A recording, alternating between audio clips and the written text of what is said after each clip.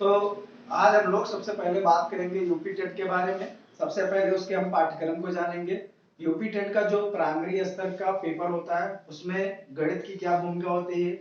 गणित के हम सबसे पहले देखते हैं सिलेबस। तो सिलेबस में टोटल नंबर ऑफ क्वेश्चन आप सभी को पता ही है कि 30 आते हैं और उसके लिए एक एक अंक का क्वेश्चन होता है, 30 अंक दिए जाते हैं, वहां पे कोई निगेटिव मार्किंग नहीं है, ये भी आपको पता है।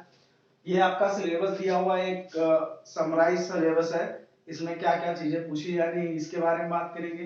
क्वेश्चन की प्रकृति कैसे होती है, प्रीवियस ईयर में कैसे कैसे क्वेश्चन पूछे गए हैं, उनका स्तर कैसा रहा है, सरल थे, मॉडरेट थे या वो कठिन स्तर के रहे हैं।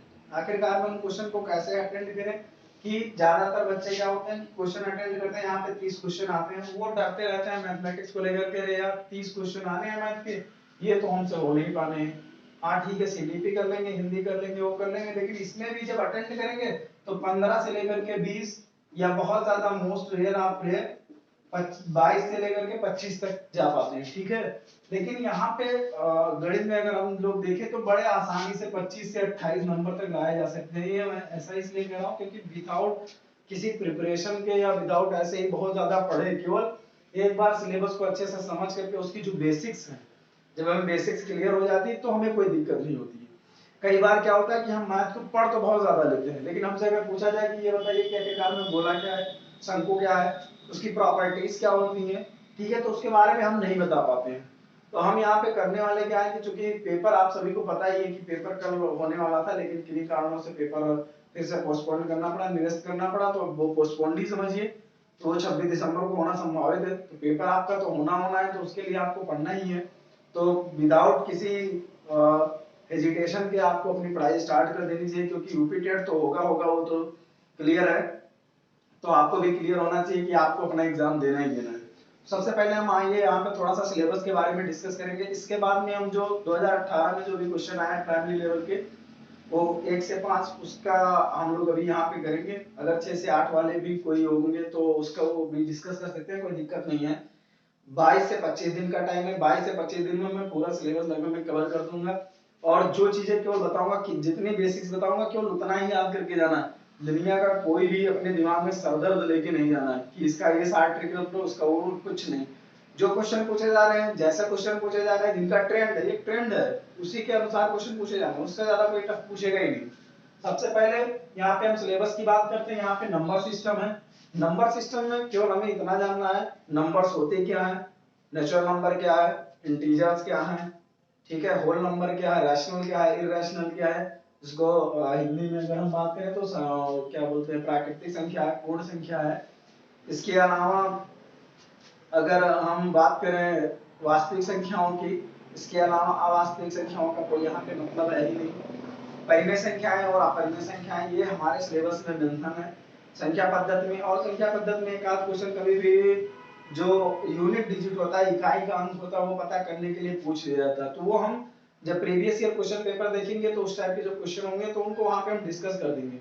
हम आपको केवल उतनी चीज बताएंगे जितना आपका पेपर से वास्ता है, जिससे आप कम से कम 30 में 25 से 28 क्वेश्चन आप अटेंड कर सकें। आपको नंबर चाहिए, आपको कोई जंग नहीं लड़ने जाना।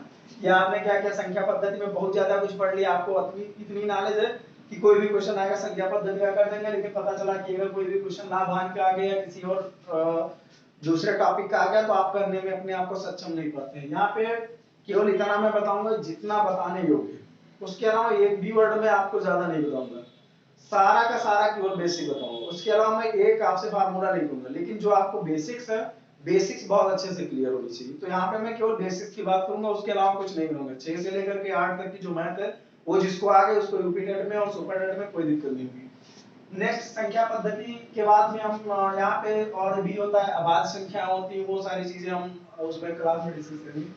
इसके अलावा बीजगणित अलजेब्रा में बस केवल 2 से 3 चीजें, एक तो उसके फार्मूलाज है, कुछ फार्मूले है जो आपको ध्यान में रखना है।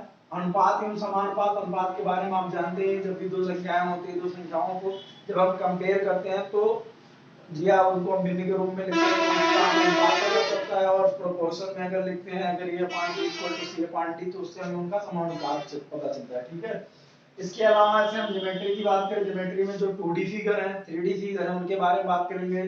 चाहे वो आपका आयत हो, आपका वर्ग हो, इसके अलावा गोला है, शंकु हो, जो क्षेत्रमिति में भी पढ़ाया जाना है, गोला है, शंकु है, आपका त्रिभुज है, ट्रायंगल की क्या क्या प्रॉपर्टीज होती हैं, वृत्त क्या है, वृत्त का क्षेत्रफल कैसे निकालेंगे, आयत क्या है, वर्ग क्या है, अगर वर्ग में एक वृत्त बना दे या वृत्त के अंदर वर्ग बना दे तो उसको कैसे हैंडल करेंगे, उसका रेडियस कैसे फाइंड करेंगे वृत्त का, या वर्ग की भुजा हम कैसे फाइंड करेंगे।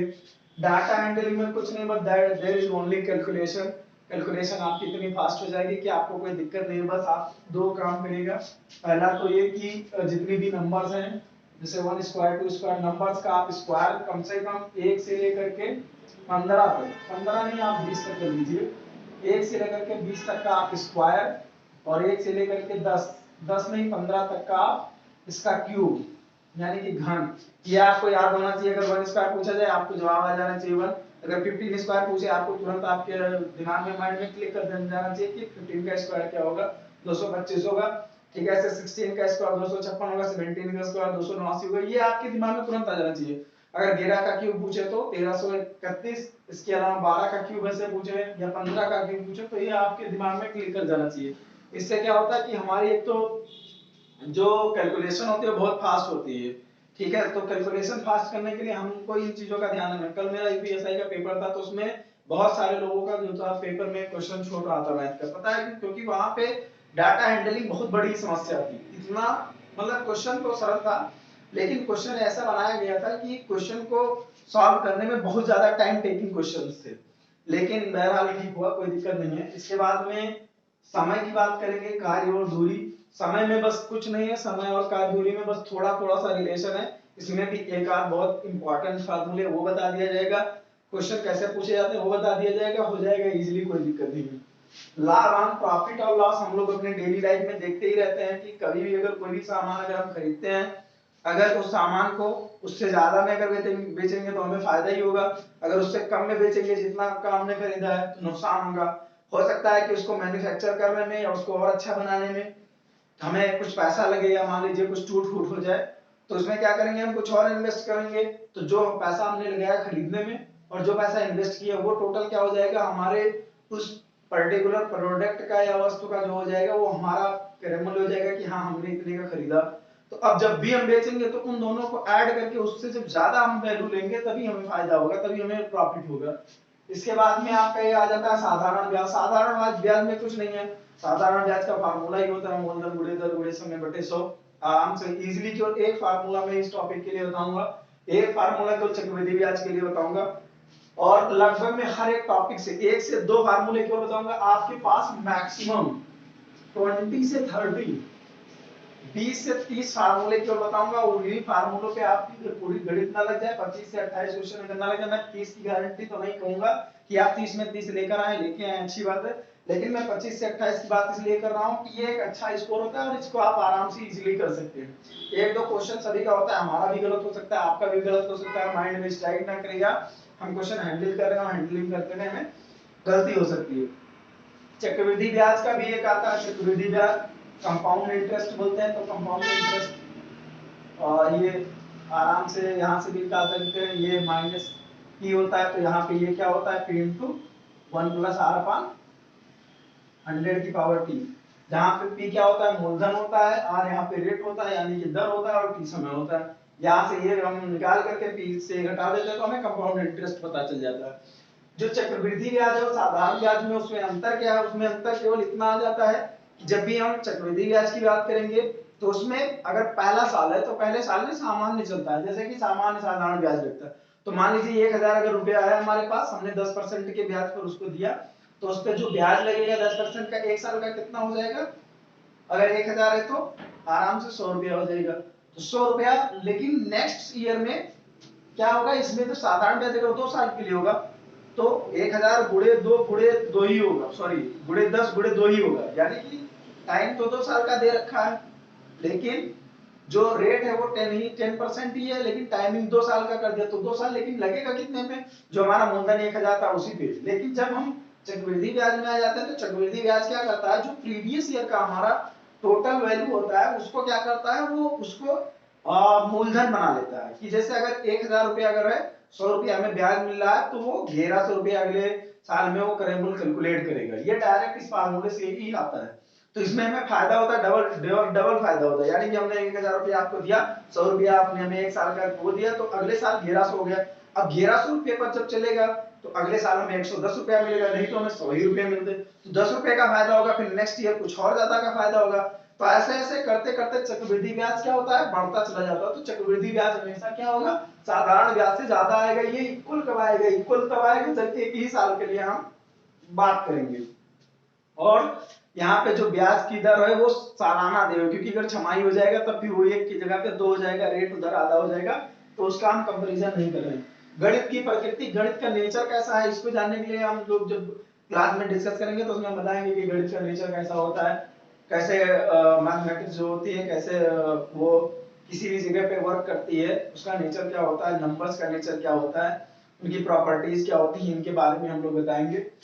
तो ये हो गया। इसके बाद में कह रहा है कम्युनिटी मैथमेटिक्स, यानी कि सामुदायिक गणित। हम लोग एक समुदाय में रहते हैं, दिन प्रतिदिन हम क्या करते हैं, कुछ सामान आपको देते हैं, आप हमें देते हैं, हम आपसे बुक्स लिए, आपसे किताबें ली, आपसे पेन्स ली, आप सामान लेने के लिए जाते हैं, मार्केट जाते हैं, ठीक है, अपने इष्ट मित्र के साथ गए, आप गए वहां पे कुछ सामान परचेज किए, आप शॉपिंग मॉल जाते हैं। तो उन सब में क्या करते हैं, समुदाय कम्युनिटी में क्या करता है, वहां पे भी गणित का काम चलता रहता है। या मान लीजिए आप किसी मंडी में गए, तो वहां भी क्या करेंगे, सामुदायिक गणित का काम ही होता है। समुदाय में हम लोग कैलकुलेशन करते रहते हैं, तो सामुदायिक गणित का वो पार्ट है, वही बताया जाएगा।